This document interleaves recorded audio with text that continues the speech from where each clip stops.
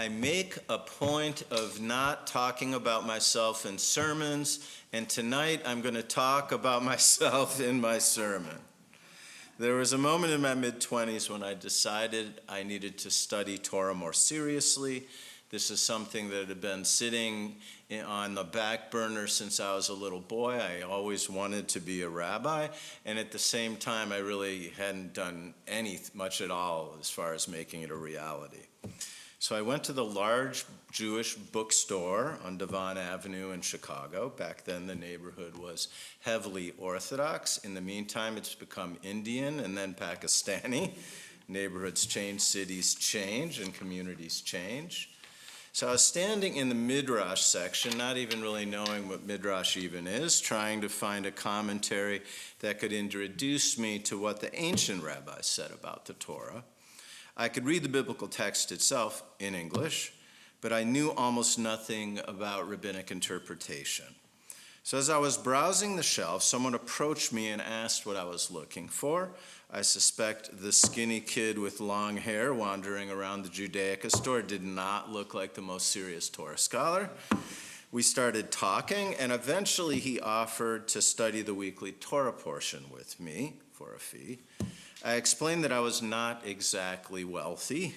He agreed to teach me anyway for a fee that I could manage. So a few days later, we sat in a synagogue studying the week's Torah portion. That Torah portion was Behalasecha, which is actually next week's Torah portion, but I wanted to talk about this one, so we're Reformed Jews, it'll be okay. That Torah portion was Behalasecha, the same portion I read decades ago when I studied for the first time. I'll be out of town next week for my son's graduation is the reason that I'm preaching about this, so I won't be here. I usually don't like to say when I'm gone, but this is a big one. He's graduating from college, which I'm really excited about. So most of the time that day was spent discussing the menorah, the opening passage of that Torah portion. We're not talking about the Hanukkah menorah that we put in our windows in December, but the original 7-branch menorah that stood in the ancient temple in Jerusalem. In Parshat Behalasecha, the Torah describes Aaron lighting the menorah's lamps, and this became a powerful image of Israel's spiritual life, meaning the people of Israel.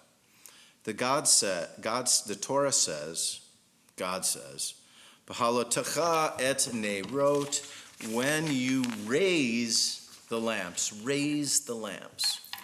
The language itself points towards a spiritual perspective. The flames are not just lit, they're raised upward. The rabbis noticed this detail in Sifrei Bamidbar. He explained that the priest had to hold the flame to the wick long enough for the fire to sustain itself, lighted until the flame rises on its own. So we have here two important things. We're raising the lamps, and then the flame needs to rise on its own. Now, over time, some of those rabbis transformed the menorah into a symbol of the human soul. Each person carries an inner light that requires ongoing care and attention to keep burning brightly. It doesn't rise on its own. The task of spiritual life is to tend to that flame. The work of our soul is to uncover a spark within. We all have this divine spark, and set it alight, turn it to fire, giving us a sense of purpose, responsibility, and then we can nurture that inner light. That insight changes the meaning of the menorah. The menorah is not just an ancient ritual object. It models how we can live with chesed in our daily lives, turning inner light into acts of kindness that uplift others. In Judaism, chesed is often translated as loving kindness, which is a good translation, but the word also means more than simple kindness. Chesed is the practice of turning outward towards turning with other people with care and compassion. It's love expressed through action. The rabbis describe God as acting with chesed in creating and sustaining the world, and human beings are called to imitate that quality in our own lives.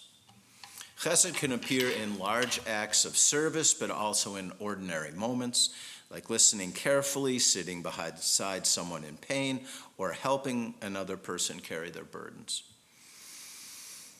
The light within us is meant to illuminate the lives of other people. Many believe that chesed requires grand gestures, but small acts are equally powerful in lighting the menorah within others and ourselves. Encouraging someone who doubts themselves, mentoring, offering warmth instead of judgment, helping another person believe that their life contains dignity and purpose, those actions light the menorah. The Hasidic masters understood this as well. Spiritual light grows when it's shared. Kindness strengthens the soul of the person receiving it, but also strengthens the soul of the person who's giving it. Chesed expands a person beyond self-absorption. It interrupts isolation. It reminds us that we belong to one another. The Rebbe Rashab Sholem Dov Ber taught that spiritual growth does not begin when a person becomes perfect. It begins when a person begins. If you wait till you're perfect, you're not going to do much, right?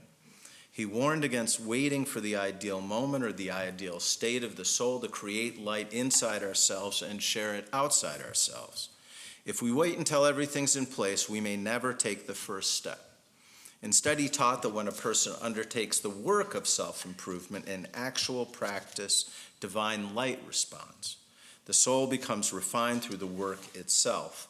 Inner light is not discovered all at once. It's cultivated gradually through consistent acts of spiritual effort. The flame grows brighter because it's tended.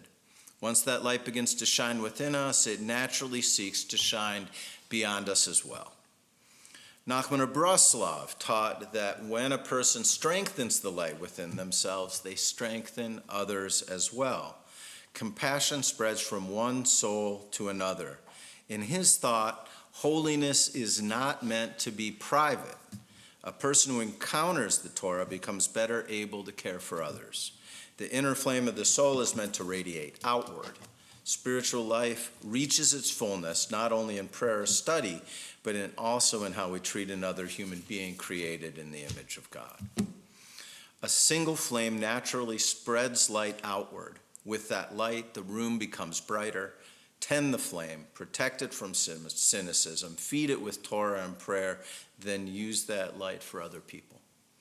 These things matter more than we realize. Human beings survive, not being dramatic there, survive because someone else helped keep the flame alive during moments where it went dark. We have all spent time in the dark. We've all had people shine light upon us. And the question is, can we do it for them as well? And that is the spiritual message, the spiritual movement of B'Hala Secha. First, we cultivate the inner light. Then we carry it outward through chesed, through acts of loving kindness. And that's what I now realize was happening in that synagogue long ago. I started studying Torah. I thought I was learning about an ancient lamp, and in truth, another human being was performing an act of chesed toward me. He saw someone searching for meaning and decided to help. Getting a little misty here. He gave his time, he shared his wisdom, he treated a young man as though his spiritual questions mattered. And that moment changed my life. I really don't think I'd be here without that man. So may we have the wisdom to tend the flame within ourselves, and may we have the courage to bring light to others. And may our acts of kindness help illuminate this community and this world. Shabbat Shalom.